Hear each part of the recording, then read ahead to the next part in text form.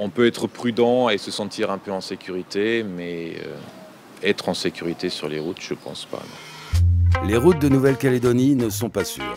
Chaque année, le nombre de morts sur les routes explose les compteurs.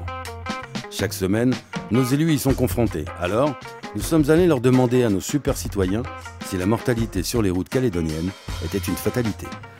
Fatalité, certainement pas, puisque c'est une action humaine qu'on maîtrise, qu'on peut maîtriser. En métropole, on a 3 moyens de locomotion, le train, l'avion et les voitures. On ne se déplace pas à 500 km pour aller à une réunion d'administration. Ici, c'est tous les jours le quotidien des élus, tous les jours les quotidiens. Jusqu'à très récemment, des parents, quand il faut rentrer à l'école leurs enfants, il faut qu'ils viennent à Nouméa chercher ces 400 km.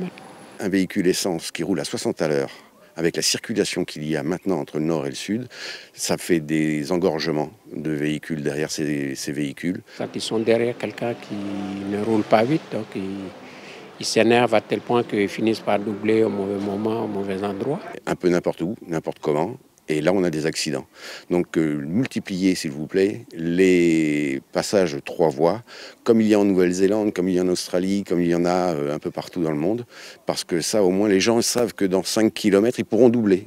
Et puis, il y a aussi l'alcool qui tue beaucoup de jeunes, surtout au volant, des hommes autant que les femmes.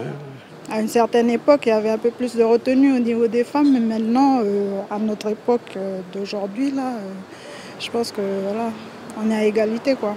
67% des accidents mortels en Nouvelle-Calédonie, sont les chiffres de l'an dernier, se passent en général le vendredi entre 16h et 21h. Les gens n'avaient pas leur ceinture de sécurité, conduisaient sous l'emprise de l'alcool, sous l'emprise des drogues. Et en vitesse excessive. C'est vrai que cette insouciance qui fait tout le charme du Pacifique, lorsque elle se retrouve, on va dire,